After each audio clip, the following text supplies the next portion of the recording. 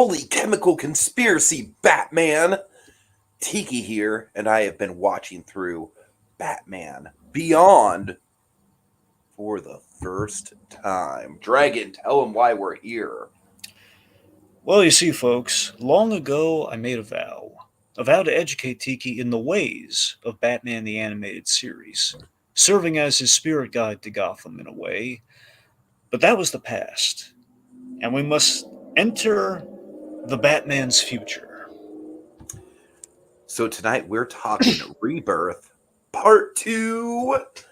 And Dragon, I gotta say, I definitely really liked it. It's just a perfect, whet your appetite for future adventures. Really comes together well. I'm trying to not make this a final thought, so let's just say I'm fully on board for this. It was very much came together for me. So let's just jump right in. What background do you have?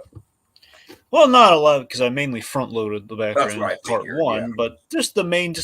We do have a different writer on this, so we should mention that. So Mhm. we got our director on this is Kurt Gade, who directed a large majority of the Batman Beyond episodes. He did Old Wounds and Sins of the Father, which is very much about like a new member of the Bat family entering the fray, and of course, the traumas of the past. So very well represented in both parts.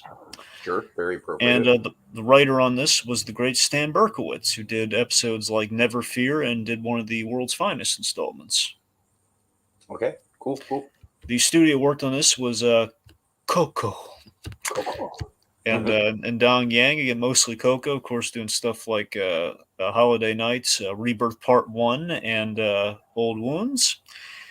And again, the only thing I can really say about this in terms of contextual stuff is this cemented the premise and kind of the taste of what's to come side of the pilot. It's the idea of like, hey, we kind of built the intrigue on part one, and part two is very much, oh, here's a sample of what we'll be giving you on kind of a week to week basis. I will say I definitely was surprised by how hard we went with the villain origin. So I'm Oh yeah, excited for that for sure. oh yeah, just that's That going to that keep getting actually better. really took me off guard. Oh, there are surprises to be had, my friend. I'll tell you that.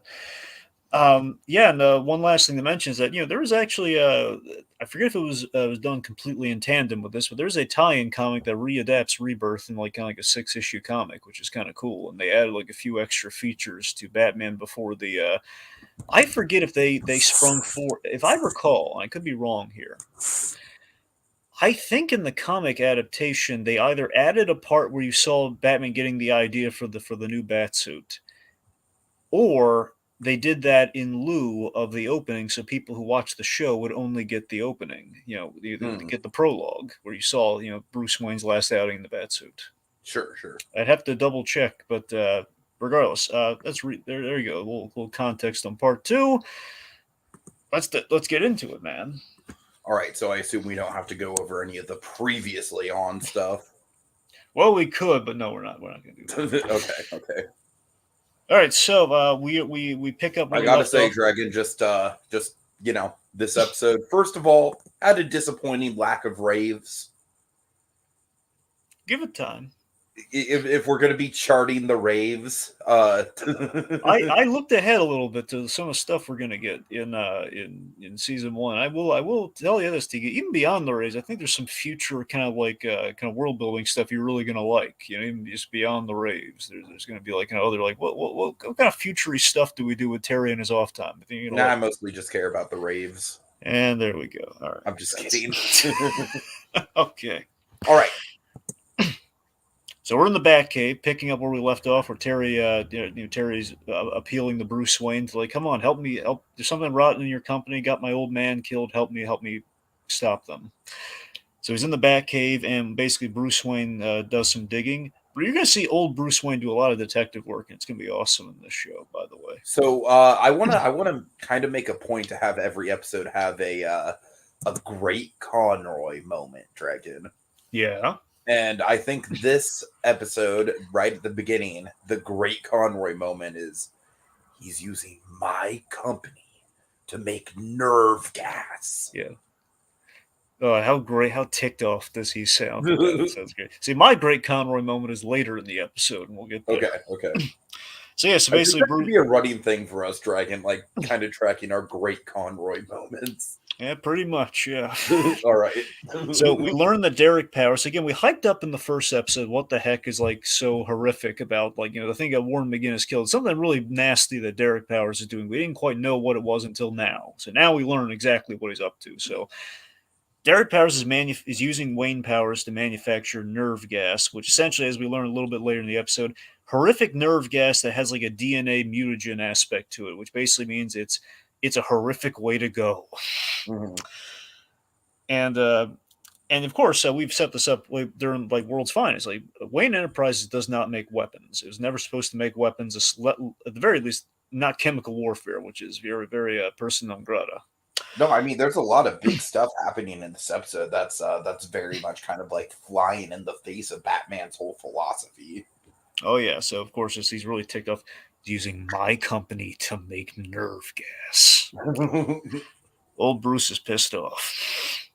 All right, So so Terry is admiring the Batman costume. yep, he's admiring the bat suit, and he's kind of basically expositing like, and this is kind of clever. He's doing like a natural way, like he's marveling at the suit. And again, we're showing that Terry's no slouch. Terry is quick on the uptake, Mhm. and we're also kind of establishing, okay, this is like, how the heck are we going to buy Terry McGinnis as Batman in our show when he has no martial arts training or anything? Like, how the heck are we going to buy that? So we kind of reestablish here that, okay, the bat suit gives him advantages that an average Joe would be able, obviously with the tutelage of a Batman, would be able to at least buy that he would be a vulnerable Batman in the suit. Where, it's going to enhance his strength. He's got flight capabilities. He's a walking utility belt. And Right, he right. has his strength. And again, we've seen Terry McGinnis is a good street fighter. So there are aspects. There's enough Honestly, to. Dragon, the way that I describe it, as far as like how we see the suit being used in the action scenes, and I mean this in a good way, is that when Terry is in the suit, it feels like he's just gotten a power up in a video game.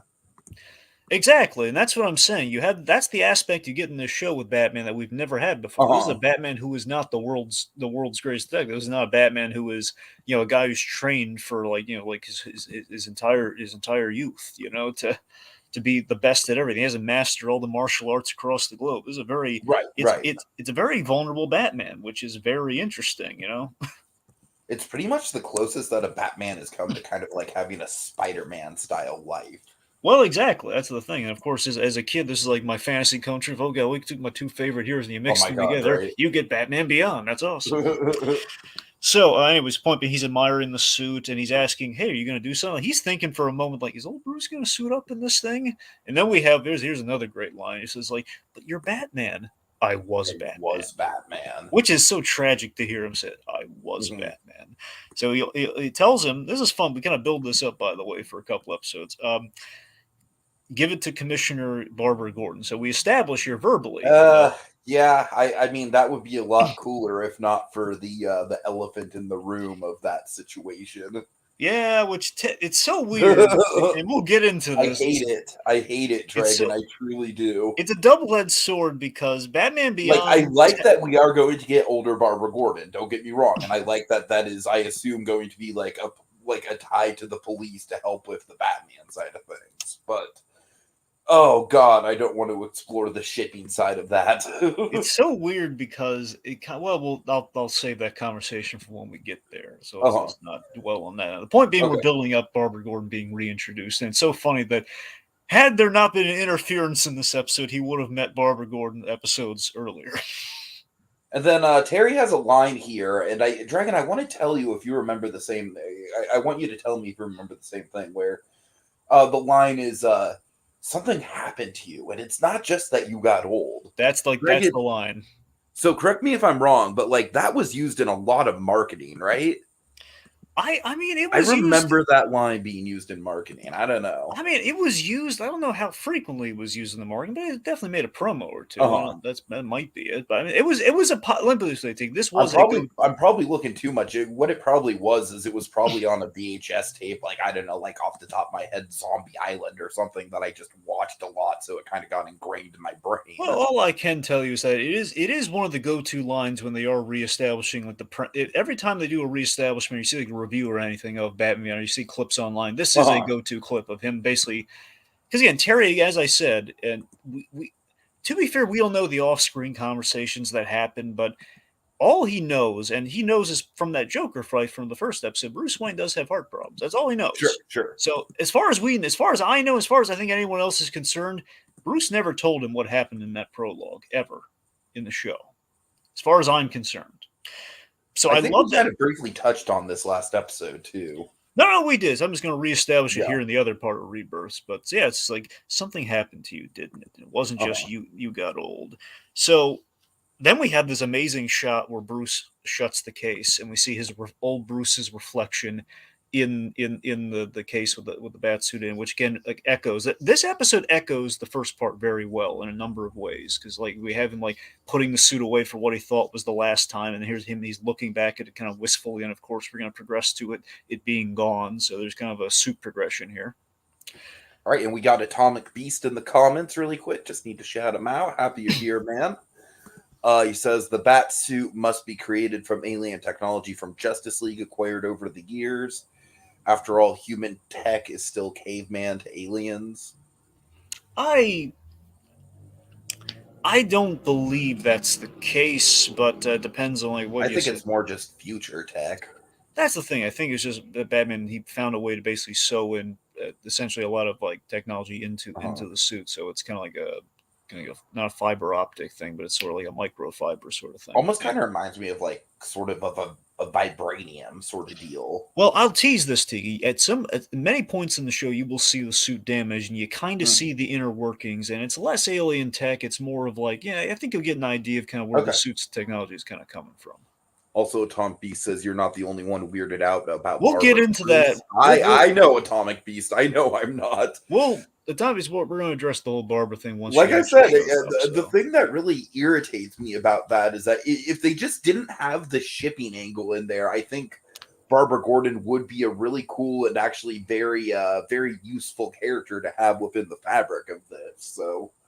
Oh, I'm sure it's going to be a double-edged sword, Dragon. I'm actually kind of excited. That is the best way of kind of putting it, because it is a double-edged sword for a couple of reasons. We'll get into that probably a few episodes from now, but just, yeah.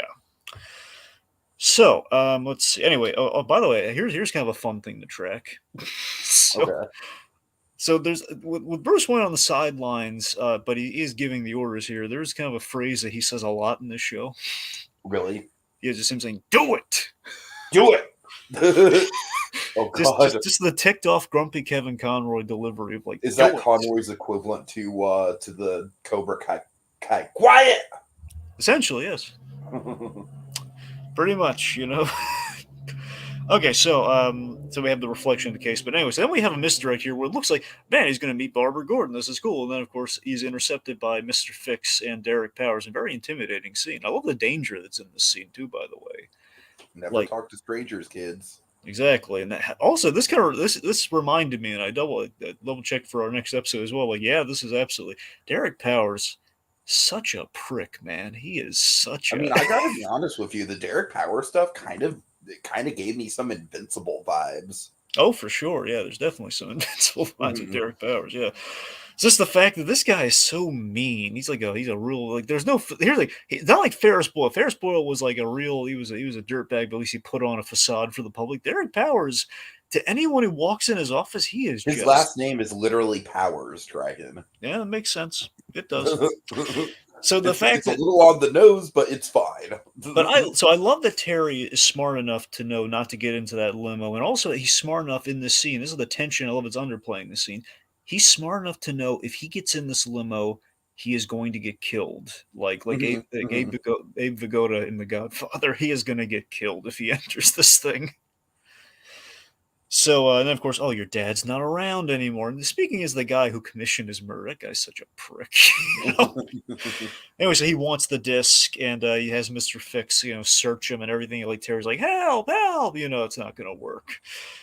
And then of course Terry awesomely here again. He knows he can't overpower him, but what he can do is escape with his life. So what he does is he tosses the disc and he kicks Mr. Fix below the belt, which is so satisfying knowing this guy essentially killed his father. So this is right, yeah. It's very satisfying. Every time I watch, it's like, yeah. Also, I just love the fact that we have this bodyguard muscle character that's literally named Mr. Fix. That's just a really good name. Do you know who does his voice? No, I can't say I do. You're gonna love this. George Takei. Really? Oh, that's delightful. I If never would I have guessed. I could never pin this down, Mister Fix, but I think he's a mixed race. I think he is. I think he's Mhm. half I could Asian, see half that. black. That's what I Uh-huh. always imagine. He was like half Asian, half black. I could be wrong. Could be like a kind of a like a skin tone thing. I don't know. I thought it was a cool idea though, potentially. Uh-huh. Uh-huh. Because again, the idea of Neo Gotham is that the presumed idea, and I get into this a little bit as a series because they never explicitly say it, but I think the idea is that we were all going in the direction, especially in the 90s, of it was like the Back to the Future gag we had, where it's like, Japan makes all the best stuff. So the idea is like, and look Back to the Future too. It's like in the future, we're heading in the direction of, Japan will be very fused in the way we do things, and there we go, we're going to have really cool stuff and kind of Japanese influenced architecture. That was the idea. And obviously, they love Akira and everything. So that was the other operative idea too. Like, let's get some Akira action going on there because we love that design. And Murakami definitely brought a lot of anime influence into Batman Beyond. Sure, sure. So anyway, point being, tosses the disc. He awesomely kind of escapes here. He really again a little street rat action going on from Terry McGinnis here. As he kind of pulls in a lad and escape. He kind of jumps from the thing and he comes down. He runs off and he's ticked And off. like Like, I said, I man, like that we do establish his the degree of his skills in a fight like before he puts on the bat suit.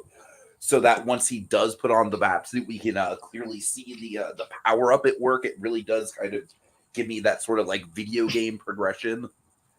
yeah. I mean, it's good to see Terry does have tricks outside of the suit. He's Mhm. not completely helpless, but again, the suit does obviously have its awesome video game esque advantages. Mhm. Which, of course, for so many years, Tiki, everyone has begged for a Batman Beyond game from Rocksteady, and sadly, not going to happen. Dude, I mean that would be awesome. Closest they're going to get is that skin they can put on Batman in those Arkham games. That is the Batman Beyond suit, but it's not Are the there same. any other studios that like what's the deal with the rights to DC right now as far as video games go? Well, I mean, there is. I assume Warner Bros. Montreal, which essentially is kind of like it's the backup Rocksteady. They, in theory, could do it, but it's the question if they. I mean, I don't think there's anything saying they can't do games. It's a question why they're dragging their feet, and Okay, games take a long because time I'm to make. saying just like hypothetically, if someone like I don't know, like a Retro Studios were to do something like that, they were the people that did the Metroid Prime games. I don't know. Anyways, Anyway, I assume whatever happens, it has to be sanctioned by Warner's, which obviously is in flux now to what Warner's is thinking these oh days. god, oh, it's never gonna happen then. Yeah, All we screw know it. is like right now, all we know is the last Conroy performance in that the Suicide Squad kills the Justice League game. So that's we'll see how that goes. Oh god, right, I forgot about that. I'm a little worried about it, but still, I'm gonna Yeah, check I it out. like the trailer for it, but we'll see Yeah. how it goes. Anywho, so old Bruce is watching the Exposition channel. No, I'm kidding. He's watching. Basically. And I love the fact that he's eating. This is always again. There's so much kind of like subtle tragedy to old Bruce Wayne here, where it's like he's eating soup because there's no Alfred around anymore. Mhm. So he's an old man eating soup, and he's watching the Kaznian minister. Remember, Kaznia in the DC AU essentially is kind of like they're filling for Russia, essentially. So Kaznia, Got it. Got it. Kaznia, it's kind of basically an Eastern European kind of fill-in, kind of just fictional. So Kaznia, the Kaznian minister, This Vilmos guy is just Evans. outwardly just like, oh, I'm an evil dictator. Yeah, at the I'm very not least, hiding it. he's very shady to say the least. But yes. So Vilmos I here, mean, like I said, Drag, he goes beyond shady because it's like he's not out. A shady person would be like, I don't know, there's something up with him. This guy is just like, yeah, I'm evil. What of it? yeah. Look at this little scar I got in my design. Look at that. Exactly. This doesn't scream re-election. So, so Bruce sees that he's there. He's in town to meet with Derek Powers, which basically Bruce Wayne, being the smart guy that he is, he fills in the blanks of okay, this Derek Powers is using my company to make nerve gas, and he's making that nerve gas for this guy. Mm-hmm. Okay, so then he puts two and two together. Meanwhile, he sees that Ace the Bat Hound is tied to the gate. Dragon, again, I have to give my love to Ace. I love the design. I love that he's actually like, used in the stories. I'm loving it so far. There are things I could tell you about Ace Tiki, but I won't. That you're gonna love. Well, yeah, I'm on board. I'm Team Ace all the way, baby. Yeah. So, anyways, this is really cool. So I love this. So Ace is tied to the gate, and old Bruce Oh still yeah, very this is handy with so the cool, battering. man. This is an awesome little like. This is the kind of member berry that works, right? Yeah, Tiki, you know me being the gadget nut that I am, one of the coolest things. As much as I love the OG batarang, but I tell you, man, the collapse of we see it later on, especially, but like just the fact that we have like the design of the futuristic batarang, where it's like so Uh-huh, sleek, uh-huh. and it's like a collapsible kind of metal, and it's like it just kind of the wings pop out of it. It's amazing. Anyway, so old Bruce here, he tosses the batarang, very nice, kind of cuts Ace loose, and Ace is basically run into the house, and he sniffs out that that someone has tied him up and entered the Batcave, and of course we know the person who knows the location of the Batcave. That is Terry McGinnis, and the suit's gone. Cut to Terry. Terry's plan B, because now the disc is gone. He's going to get evidence himself on Powers using the bat suit, and cut to him like in his first rookie flight in the bat suit. I got to tell you, Dragon, I really like how this was done, and I did not expect him to get into the bat suit that early on in the episode. So this was a pleasant little subversion for me. I don't remember. We took a whole first episode without him putting that suit on at all. We gave it No, time. I know, but still, like I was kind of more expecting just a little bit more of the conspiracy stuff, but it's all good. Let's see. Okay, yeah. So Tom B says, Bruce never believed in a coincidence, so he does not believe someone can be this skilled to steal a suit, even if he's taking advantage of his age. So that would be the point, having him try to uncover Terry's origins. Right. All right. Okay. So let's see. So Terry again. He's kind of flying. He's kind of gliding in the air here, and again, it's a bumpy process. He's still getting the hang of it, and it's quite scary. And it's the fact that Terry is doing what he needs to avenge his father here. Mm-hmm. And again, he's not like willful, like it's not like Jason Todd in the comics. Like I'm gonna steal the tires off the Batmobile. It's not something like that. It's like he's not doing it for the heck of street crime. Yeah, no, I really like how there's definitely just a clear agenda at place here. Yeah, it's a means to an end. But again, I like ultimately, as you're going to see, and you get a little bit of it here and there in this episode, even, but especially with his dynamic is going to be, he's a little like Dick Grayson, which he's having some fun in the suit, which we would never get in a million years with Batman in the bat suit. He's having fun with it, because how can you not? It is like a video game when you have you get a huge upgrade in the game.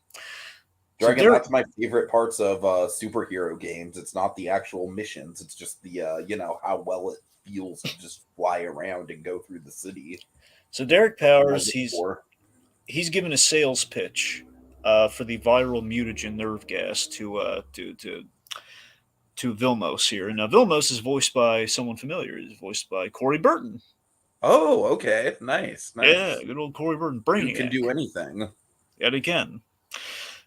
So then we have this horror. I love the build up here. You said it yourself, T. And sometimes the DCAU has mastered censorship in the best of ways. Yes, Dragon, absolutely. This scene just has such masterful censorship that it's like I almost feel like the censorship kind of like works to the advantage because it plays with your imagination. And again, one could argue again the years on working on with Fox on the animated series is going to culture them like, okay, so here are the things we can pull back on to make, like, again, the death of Dick Grayson's parents, for example. That was the biggest lesson they ever had, in which, okay, so we can't show the bodies hitting there, so what we're going to do, make it even better, we're going to show like the rope and have like the big dramatic sting that happens, so basically people can fill in their own blanks. Right. So, again, exactly. so learning those lessons, they've taken their kind of their trials and tribulations, and they've now kind of have a swing of like how to do it naturally on their own intentionally. And here you go.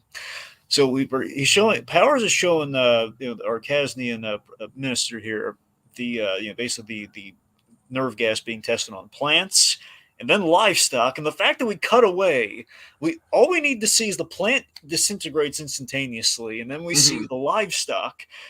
And we saw a little bit of what happened to Harry Tully, and it wasn't pretty because you got like the black splotches and everything. And we don't show at all what happened to this poor calf. And just seeing the Kasnian is a rough and tumble place, by the way. Seeing the Kasnian minister like kind of like looking away, like, ugh. Yeah, absolutely. Like I said, I feel like it genuinely paints a more terrifying image in your head than what they could have actually animated. Oh yeah. Then we have some bat gadgets at play here again. One of the coolest things about the bat suit again is that it is basically Batman thinking forward, and in his age, he's unable to deal with the theatricality of Batman. So that means he can't just reach into a belt for everything. He's got to ditch the cape. He's got to lengthen the ears, and also he's got to build a lot of the gadgets directly into the suit. Again, it's the user-friendly bat suit. So he has listening devices in the fingertips that he's using to listen into the conversation. One of the coolest things he does, by the way, with all the surveillance, like little bugs, like putting two fingers to the to the window, is always one of my favorite things this Yeah, Batman did. that's really cool. Loved it. Again, I could totally just see all of this being gamified into an actual video game. Very easily. Rocksteady. It's not too late. Okay, so then we get to the photos of Harry Tully And this because is even like if the livestock censorship wasn't effective, man, this is even more effective. we got photos of Harry initially, and then of course the idea is like Harry just had like a. I think the presumption here is that Harry was looking into things, and Derek Powers intentionally did this to him to use him as a test subject. That's what I believe happened. At least I think so. That's what I caught on to as well. That was my read on it. Just him saying accidents happen. That sound, Right, of course, right, like him yeah, like yeah. reaching out to warn Basically, in a the first human place. guinea pig sort of situation. So this was like a leak, and we're going to see what happens later when you're directly exposed to this stuff. So directly exposed is hours. A leak is like 24 hours later.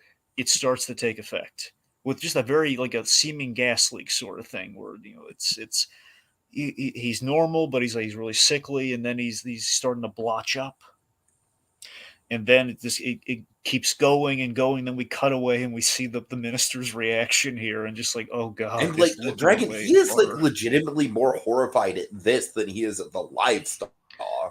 See, I think the I mean, the coolest touch. animation on his reactions is just perfect.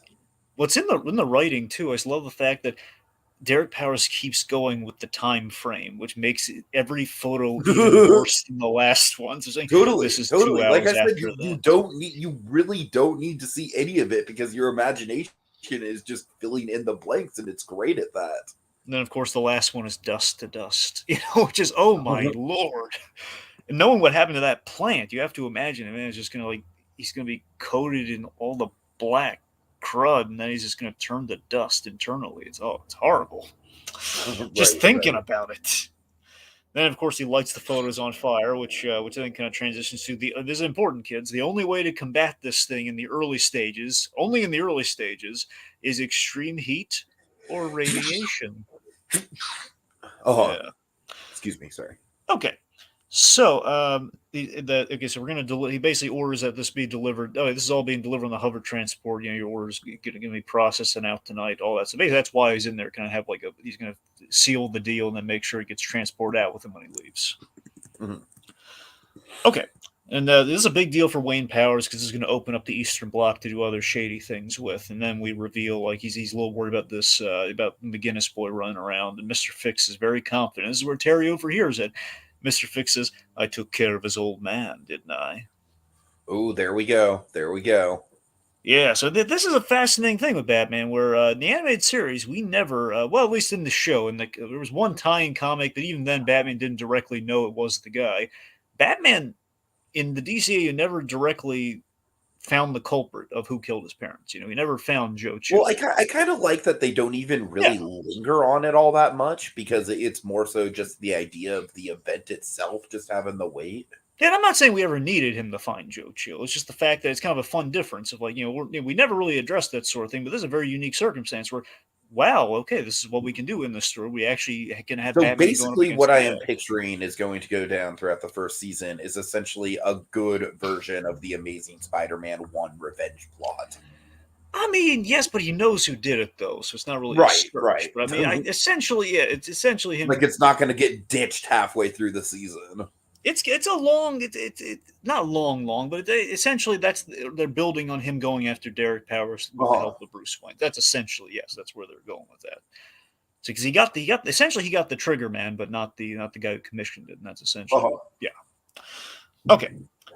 So let's see. So then, of course, as he overhears this big revelation, like he knows like it was directly them, and he has the confession and everything. And of course, you hear the security team is on the ledge, and a little early for Halloween. Though, so this is a committed security team. This must be really scary. They're on like the ledge of a building, going after them. Right, right. These guys are really well paid. It's a little early for Halloween. Then we have our first quip, man. Again, a Batman who quips just in But time for just in fall. time for fall. Yeah, so These guards are also very stormtrooper-esque, like from the design of the helmets, but mostly the sound of the guns is very like Star Wars laser gun. Oh yeah, and I like that it's not like a. It's gonna sound really weird and just kind of like someone like splitting hairs, but Spider-Man the animated series, the laser guns were always like a downer. Like, man, this is so unrealistic. Where in this case, though, we're in the future. Already makes sense, and it's Yeah, it actually totally it makes sense. It feels. doesn't bother me at all. I think for me though, what makes it even better is that it feels like a concentrated, like an actual because we're in the future, it feels like okay, this is the next stage of the gun, and it's like a pointed target laser. As if you were hit by this thing, you would probably be dead. Versus like I've been tased, bro. Where it's like he's been, Right, right, yeah. like it feels like this is like a surgical laser kind of blast. As if that thing hits you, it's going to be like Star Wars, in which it is Star Wars. That's going it's a blaster. It's going to singe you, and it's going to not be pretty. Mhm. Anyway, so again, so we have a Batman who's kind of equipping here, and he's evading things, and he sounds the alarm as they're chasing him inside Wayne Powers. Then Powers, he's on like the little go kart thing, and they're being ushered out, and he hears little golf cart things, and he hears that it's who Batman. And I love this. This is great, just to show you that Batman's legacy is kind of in the toilet 20 years from when he was last sighted. It's just, Batman's been gone for 20 years, and Derek Powers is scoffing at this, like, Batman. Just like, how quaint. Are my security teams gonna flambe a guy named Batman? Okay, Right, right.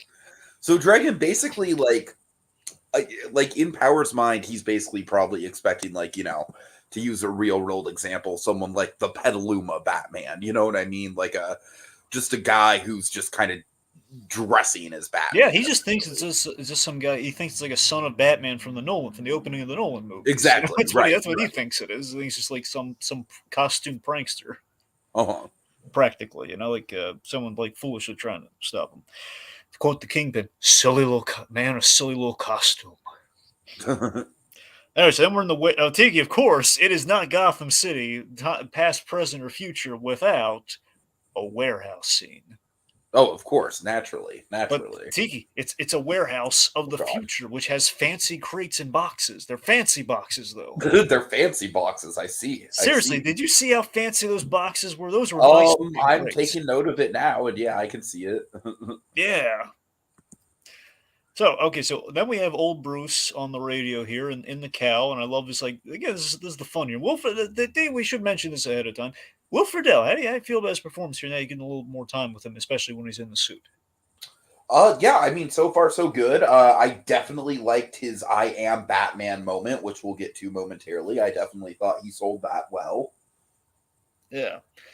So I love this him like Mr. Wayne. Where are you? There's a radio in the headset. Uh-huh. And again, this is kind of cementing the dynamic where Bruce cannot be in the field with him, but he will be essentially he'll be Oracle. Essentially, sure, makes sense. From the cave and bantering with him. That's how we get kind of like it's interesting. Again, it's so funny that in the 40s Robin was created because we never thought of the two-way radio thing with like Alfred or somebody, and it's kind of where we're going this year, decades later. Also, I gotta say that I really love in the animation how the suit blends into the shadows, man. Oh yeah. It's so cool. I love how the red just kind of pops out. I don't know. Like I'm really Dragon. This honestly might be my favorite bat suit.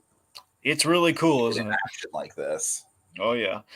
So also, it's funny that the whole two-way radio, the whole like someone in the cave on the headset, it informs the Arkham games in a major way, but also debatably, and I said this during the first movie of it.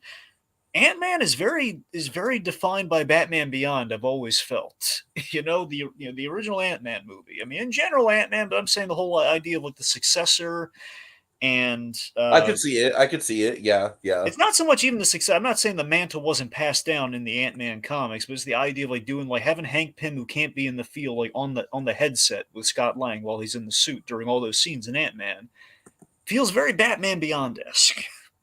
Sure. Anyway, so yes, point being, we're in the middle of the action here, and Bruce Wayne's very irate. He's saying, "I want my suit back." It says, "I can't. Now's not a good time." And again, this ticks off Bruce Wayne. He's saying, "That suit's not yours. You had no right." And of course, he's trying to moralize to him here, saying, "Well, someone had to do something, and I'm warning you." And he's literally like an old man on foot, like saying, "Get off my line. I'm warning you." Yeah, very Clint Eastwood shades. So this is really cool, seeing how green Batman is in the early seasons here, where you see like as he's having this conversation, the bat ears are giving away his silhouette as he's hiding behind crates. So the guards see this. It's like there he is. Right, So there is right. no Bat God at play here, again with the untrained Batman angle. Totally, totally. I mean, might have a strength of a Bat God, but he's not there yet. He's not quite there. All right, let's see. So he then he picks the wrong. Terry McGinnis quips at Batman, which is never a good idea. He says like final warning, like I want the suit back. He says can't, having too much fun, and then with a wicked grin, with wicked glee in his voice, old Bruce Wayne says, "Fun, huh?" Oh god, he's relishing this. So Terry gets a little cocky. He's about to get in some fisticuffs with the guards, which because again, he can go toe to toe with them without consequence. He thinks. Bruce Wayne hits the fail-safe device that paralyzes the suit from the cave. Yeah, no, honestly, Dragon, this was like it might be a little like I don't know. To me, it was a little bit of a dark move on Bruce's part. It's a tense It's a tense scene, isn't it? Yeah, yeah. Everyone always glazes over this scene every time everyone talks about Batman. No, I will happily not glaze over it, Dragon, because it really is like kind of like Bruce sort of putting the fear of God into Terry in a way. Yeah, absolutely. Because again, it's kind of Bruce. He's humbling the kid first and foremost here, and he's letting him take a beating. Mm-hmm. But there is a question. Again, this is the eerie question here. If this is a Batman who, justifiably, mind you, but this is a Batman who has pulled a gun on somebody but he then retired after doing so. But there's a question: how far would old Bruce, after retiring from everything he's held so dear? I mean, Terry did take the suit. Okay, he took the suit, and that's on him. And that's the thing. Obviously, Bruce. I mean, he literally lets this kid take a beating and only saves him when naturally when a gun is in play. And I love the desperation on poor Terry here. Like, you can't. I just did. Uh-huh. And Terry gets pummeled, and it's brutal. And I love how we're again cutting away from the violence. We're focusing on Bruce, like kind of like taking it all in, overhearing it as Ace is like looking at him, like, are you really gonna let him like get killed? Right. Yeah. So it's a humbling lesson in teamwork for Terry for how this dynamic's going to go, and he can't go against Bruce Wayne.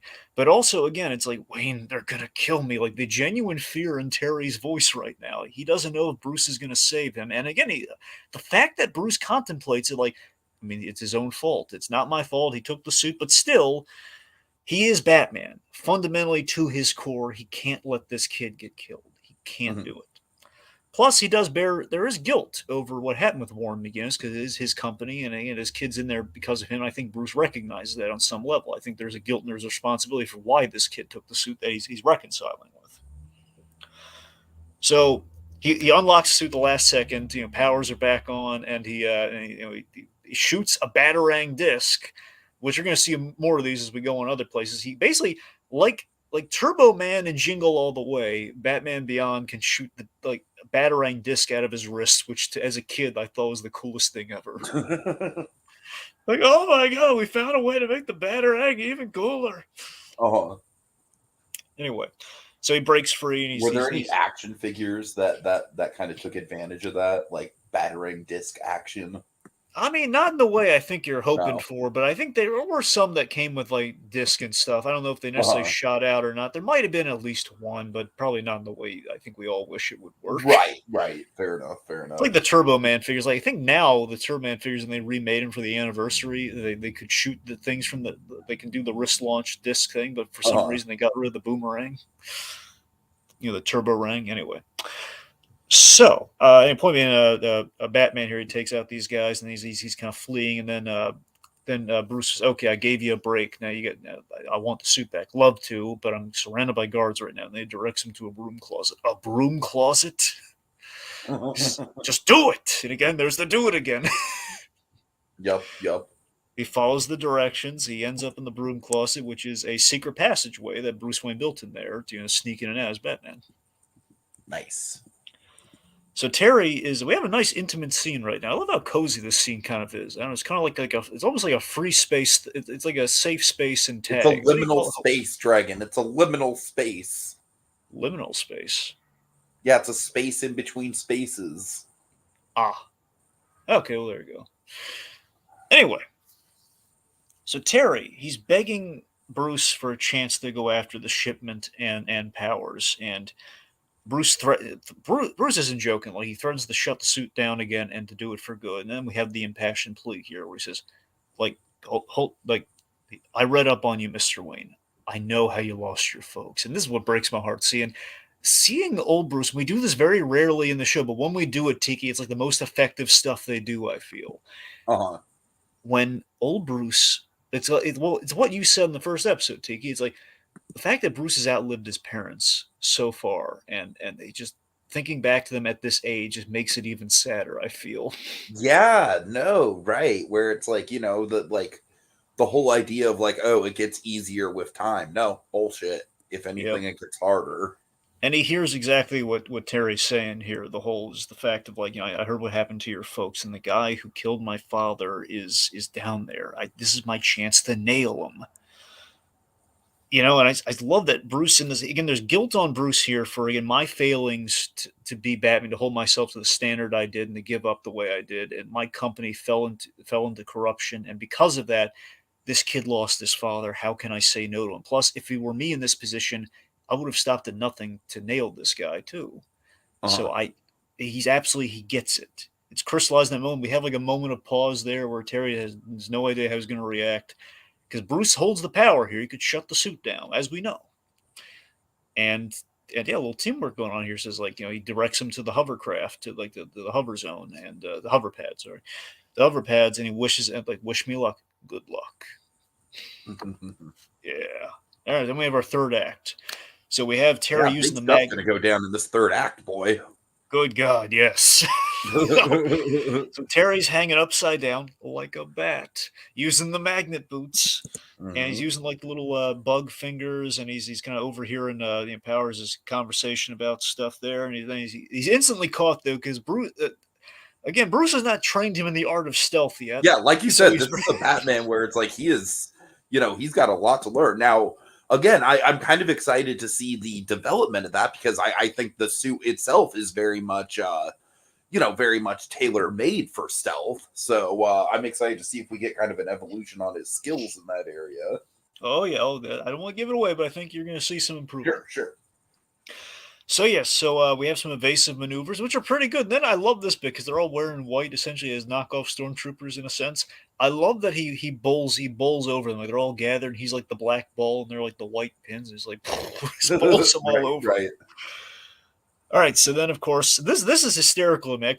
I never looked at it this way, but on going through it with doing the fine tooth comb rewatch on this, the idea that Terry doesn't know how Batman operates because Batman was way before his time. He doesn't know how Batman operates. He hasn't really heard the legends at all. He knows like okay, there was a guy named Batman in Gotham who fought crazy people in costumes. That's all he knows. Basically, So yeah. based on that, the impression I got is that he thinks Batman operates like Adam West in this universe. So Oh God.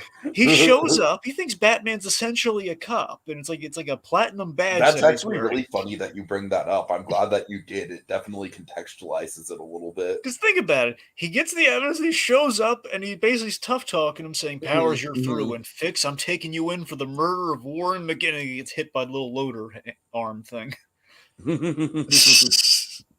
So then this I love. I completely forgot about this. Like, this is how we got here for the big Powers thing. So Derek Powers, I mean, it's very much just like I love this so much because it's like, first of all, it's creating a villain for the show, like, you know, not just like a big bad businessman, but an actual, like, you know, super villain with distinct powers and a cool visual look and whatnot. And it's doing so, you know, using the structure very much of, you know, Batman creating his own villains. Yeah. Well, here's the thing, though. I love that on the rewatch. I never thought about this. Derek Powers underestimated the very green Batman based on that Adam West-esque encounter that he had. And that, think about it, he grabs the gun instead of sending Mr. Fix to do it for him. He sends Mr. Fix to take out the shipment, which is very important for business. And he goes after Batman himself, thinking, this is not like the real Batman. I can shoot this kid. No problem. I'm a stuffed shirt business guy. I can do it. So then you have Batman. We do some brutal stuff here, like where Terry's in the claw of this loader, and he's being crunched. You hear the crunch, by the way. Oh yeah. Yeah, and then we have the official awesome Batarang reveal. Not so much that we see what the Batarang looks like, because we did that, but we see how the Batarang comes out. Where basically it's like, if Spider-Man had Batarangs, this is how we do it. Comes out the bottom of the wrist and then uncollapses, and he tosses it at this sucker, and he frees himself. Awesome. And then because he's a little green here, he throws a Batarang at Derek Powers, who shoots it like shooting skeet. So he's hiding, and then the horrific thing happens, kids. Tosses a canister of this mutagenic nerve gas at him. Mm-hmm. And boy, oh boy, comeuppance for Powers. Direct contact with this nerve gas, which we established in a very brutal sequence off screen earlier, is bad. Is very, very bad. Yeah. We dragged our feet through that sequence to establish it. And how horrific is Sherman Howard's like, no? Oh yeah, it's great. All right, So I want to shout out yeah, Tom please do. really quick, Dragon. He says, stopping gangsters, terrorists, supervillains, aliens, and gods are amazing, but to Bruce, stopping a punk with a gun is what he wants. That's all he wants. So how fitting is it that the person who receives comeuppance is the punk with the gun? Yeah. Yeah, definitely fitting. Definitely fitting. For sure. So it's so funny that, again, the running gag of Batman Beyond, Tiki, is that they wanted a kid-friendly, essentially they wanted a teen and kid and youth demographic centered Batman show for the kiddies. They wanted to go for the Breck Eisner crowd. Sure. Sure, they wanted the Breck Eisner crowd. The Breck Eisner crowd, Dragon. That's just my go-to for like the 90s like stereotypical hip youth. So it's the running gag in the show is that they wanted a lighter Batman show after, New Adventures, little adult, skewing a little adult, little dark. I mean, we don't mind giving you all the leeway. Ironically, because we have the youngest Robin we've ever had. Yep, and again, it's also funny. The Kids WB is they let him go darker than the animated series went already with New Adventures. So they said, we want you to go a little younger. Yeah. And the result is a show you will find is debatably darker than both the new Batman Adventures and Batman the Animated Series combined. Oh, I don't doubt this. I mean, we're like crunching Batman's ribs, and then we hit a guy with nerve gas, and he's just horrific. This is episode 2, folks. This is part 2 of the first actual like story. We've only scratched the surface. I know. So it's just the endless running gag of like, on Kids WB, this is happening. Oh man. So Terry hops the transport the last second. But Dragon, guess what? What? This isn't the only horrifying fate that Terry's going to be involved in with a villain this episode. Nope. All right, so Powers, so Terry stops the hover transport, and Powers is like begging for help as he's being mutated. Help me! Uh-huh. It's like that scene from RoboCop. Help me! As the guy gets. Oh, yeah, you haven't seen that. Sorry, I forgot. But yeah. Anyway, so Batman claws, and again, this is something Batman learned during the World's Finest crossover. He put claws into the bat gloves, so he has like That's claws. really cool. That's really cool. Yep. So he kind of claws his way onto the craft, and then we have an homage. I think kind of Nostradamus in a sense. It's kind of like the climax of Captain America: The First Avenger in terms of the things on, A little things bit, a flying. little bit, yeah. It's like the Red Skull thing where he enters the things looking for Red Skull, who's not in the controls, and they're fighting. Uh-huh. So there's Mr. Fix, and he has knuckle tasers, and it's a brutal battle, man. You'll notice how brutal it is because it's a rare instance in which Terry bleeds. He's got some blood coming from the lip, which we had with Bruce in the first episode. We're mirroring things, Tiki, and I meant to mention this earlier. Like poetry, it rhymes. But speaking of that, I forgot to mention this earlier, and I'm kicking myself. In the scene where Terry is getting pummeled, there is another very eerie parable to be drawn that I'm sure is ringing through Bruce's head. It's Bruce's heart attack. In the suit where he was definitely. He was helpless and being beaten while in that very suit, and in a life or death situation with a gun involved. Yeah, no, I'm really glad you brought that up, Dragon. Again, it's kind of surprising to me that the fan base sort of, I don't want to put words in your mouth, but basically you said like that. Basically, that moment doesn't get enough credit, and I think that's surprising because that moment does. Like, to me, it was definitely one of like the top 3 like standout moments of the episode. Yeah, no one ever talks about it. I swear to you. And to be fair, understandably, it's because we're all gobsmacked by the prologue. It's the main reason, but still, there's a lot of good stuff beyond the prologue. Sure, right. But yes, okay. Anyway, so great parables in the writing. Anyway, so Mr. Fix using some knuckle tasers, he's fighting them, and then we have the big moment where, again, thanks to the enhanced strength, he's actually going toe to toe with this sucker. And you're pretty strong for some clown who thinks he's Batman. Oh, and here we go. Here we go, Dragon. I thought this moment was perfect. They sold it just right. I am Batman. It was, Dragon, just perfect moment. I really, again, I'm so satisfied with it. Now, to be fair, I Am Batman I'm pretty sure it was like a network mandate, but it was a good idea, though. What I like about it is that I like how he says it after he's had his first big adventure in the suit. He doesn't just come right out of the gate saying it. You know what I mean? It would have been real cheesy otherwise. Yeah. It's right. The nerd moment. It's them realizing, okay, one of the best, the most iconic Kevin Conroy moment in the entirety of his. I mean, I Am Batman is probably like the most iconic line, one of the most iconic lines in all of superhero. Literally, every time Kevin Conroy did a video for people using that Cameo website or whatever, every time he did like the little personal for charity events and everything, he would always end out with saying, I am vengeance, I am Batman. Awesome. So again, Terry McGinnis, saying, you gotta imagine the pressure on Will for okay, Will, we're gonna give you a line here. Don't screw it up. Right. Which, by the way, you're going to get more of it a little bit later on, but here's like a sample of it. He is putting on a bit of a voice for Batman as well. Yeah, Dragon, I can't speak much to it until I hear more of it, but it does sound good so far, for sure. Yeah. So then he grapples with Fix, and essentially Fix here, he starts to pummel him, and again, justifiably, the guy killed his father. He's beating the tar out of this guy, and then Fix kind of electrocutes himself with a knuckle taser, so he's kind of trapped in the thing, and now the ship's plunging into Gotham Bay. Mm-hmm. It's out of control. Terry escapes by the skin of his teeth, and Fix, he drowns very horrifically. Yeah. Now, what are you? The thing that kind of was going through my mind as this was playing out is the whole how this relates to Batman's no-kill policy.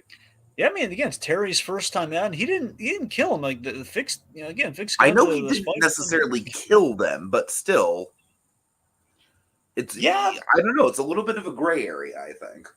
It is, but by the same token, though, Terry didn't have any control in that situation. He was like he didn't even fly at it. He didn't leave him there. Like sure, you're right. You're right. Okay, he was flung at that thing. Uh-huh. But you're right, though. It's the fact that it's lives were lost. I mean, I still think that's something to highlight. No, you're right. Lives were lost. Some people argue that they might have left Mr. Fix's fate ambiguous, but they thought, let's just kill him, be dead. Let's just close the loop. So just to be clear, he is dead. No, he never came back, so presumably Okay. he is dead. So that's the Okay. thing. Some people speculate that he could have that maybe they left it Well, in he Vegas. lasted all of 2 episodes, Dragon. He was very memorable, and we didn't make him the murderer of Warren McGinnis, so he's got a legacy there. Uh-huh. Yeah, it's not to sneeze at.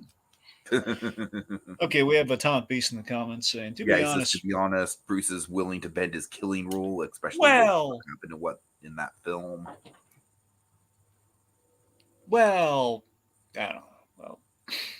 I don't Well, even really. I'm I not don't know sure what what he's referring to. I think he's referring to the Nolan Batman the guy just dropped right there. I don't know. Maybe Tom Beach might have to be more specific, but I don't want to get bogged down. But right this second, we'll check in with you. All right, all Maybe right. anyway, so let's talk about one of my favorite scenes. So my favorite, obviously, I think everyone's favorite scene in Part One is the prologue. My favorite scene, honestly, in Rebirth Part Two is this scene, which I would deem the Great Conroy moment.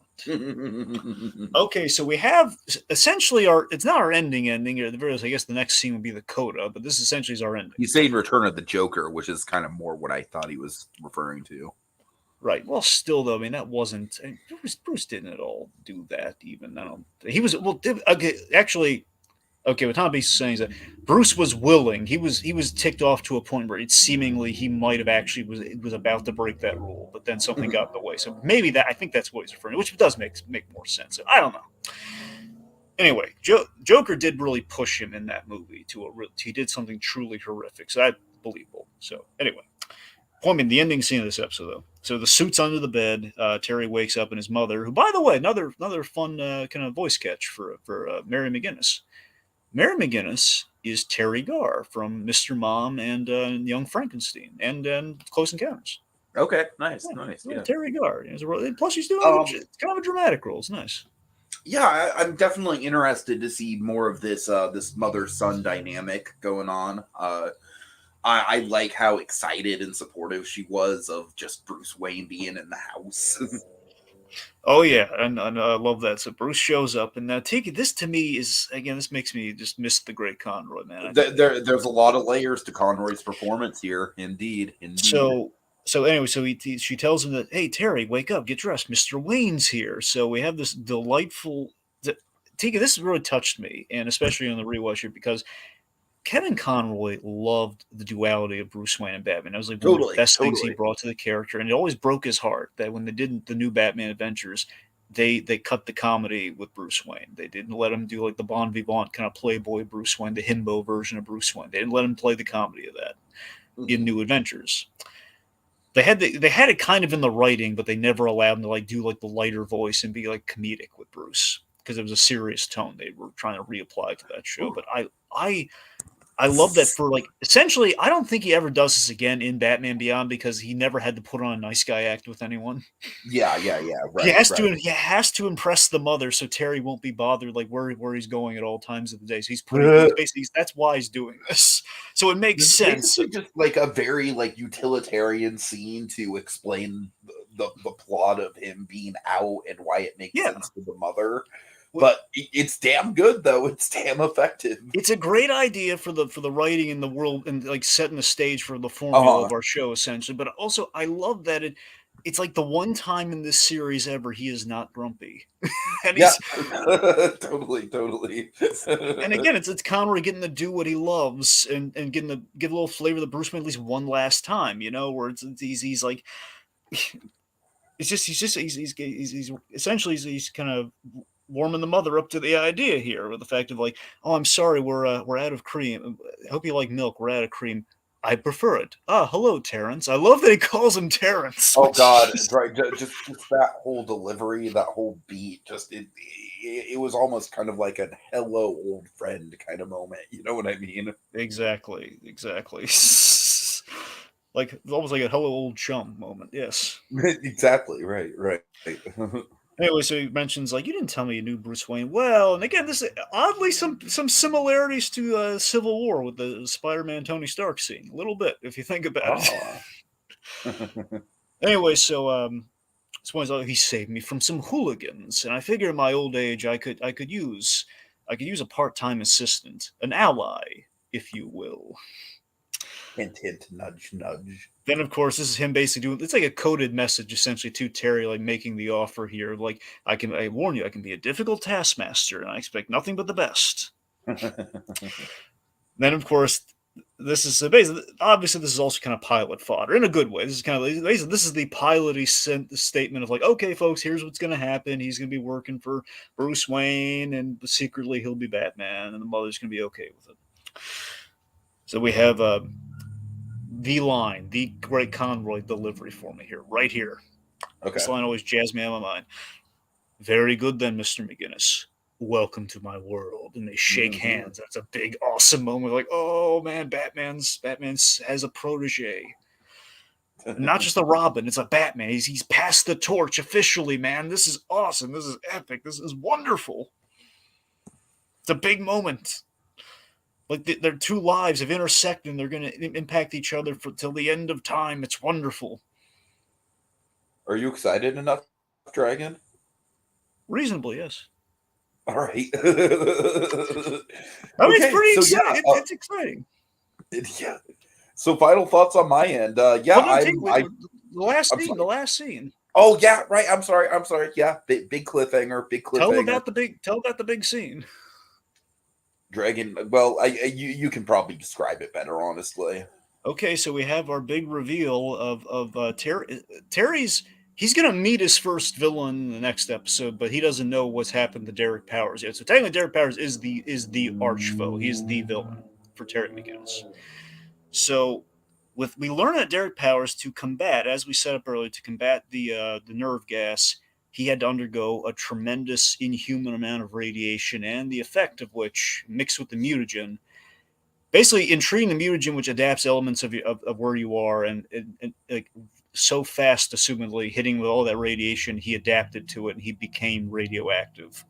So they shut off the radiation for a moment to reveal he's glowing with pure radiation. He's like a skeleton. He's like the Batman character, Dr. Phosphorus, who basically is where they got the idea for the look from. And Skeletor. Like Skeletor-esque. That's what I'm saying. It's kind of like take Dr. Phosphorus for the whole like glowing skeleton outline, and you take the color of Skeletor, and you have, well, this villain will be called Blight. Ooh, I like that. Cool. He's gonna have an awesome moment where he gets named, but I won't tell you how that goes down. so yes, and what's great about Blight when you look at it here, and we're gonna obviously have ways to go here, and of course when he is revealed and he looks at himself, that he has that it's very simple. It almost sounds like kind of like the evolution of Bane. Little bit, yeah. Oh. So he, of course, he has like a Batman '89 moment with the Joker, where Joker sees his reflection. He like he's laughing, he's breaking the mirror and everything. A little bit like that. Doesn't break the mirror, but he's laughing at the horrific thing that has happened to him here. And just the idea that we took Derek Powers, who was a toxic businessman, and we have turned him into a literal toxic businessman. That's exactly. It's pretty sneaky, sis. It's pretty good. All right, yeah, that's all she wrote. Yeah. Cool. So yeah, final thoughts. I mean, I'm just I'm very satisfied with this. I think it was a really good kind of 1-2 punch of a two-parter. The first part obviously giving us all the character work, this giving us a lot of the on-field action, and putting the chess pieces into place, and I'm very much looking forward to seeing how this evolves from there. Yeah, again, I just obviously the 1-2 punch of Rebirth Part 1 and Part 2 as a whole is it's a great introduction to everything that's going on here. Part 2, it's so weird the way Batman the Animated Series and honestly the DCAU shows has usually worked until Justice League, because Justice League was made, they were supposed to be an hour long, but they were kind of shortened to 40 minutes. Essentially 2 22-minute installments, because that was the way the network worked. They weren't allowed to premiere as an hour, but because of that, there's always this odd pattern of usually the second part would be the better installment. Very rarely would the first part overshadow the second part. Now, ultimately, I feel Part 1 overshadows it, because how the heck are you going to beat that prologue scene? But Rebirth Part 2, though, has a lot of the unsung elements of Batman Beyond, and it has a lot of unsung sequences like we've talked about, and does puts the ball into play in a major way. And I can't wait to get into it. I love them sealing the deal with that handshake. I love rewatching. I love seeing the parables between the two episodes and how we are going full circle with everything. We're telling a very well-rounded story. Rebirth is a lot of people's favorite Batman Beyond episode for a reason, Tiki, and I think you've seen why. Mm-hmm. Yeah, so a lot of love for Rebirth. Good, it's an excellent start to a series. It's going to get a lot of. It's going to be a lot of fun. Cool. All right, take us out. Corporate sabotage, ink blots turned lethal, an exploration of Batcave trophies. Can the new Batman outfox his first supervillain? Will scary anime things happen? Tune in next time to find out. Same animated bat time, same animated bat place. On the next visit to Batcave Beyond with Blackout. Fun, huh?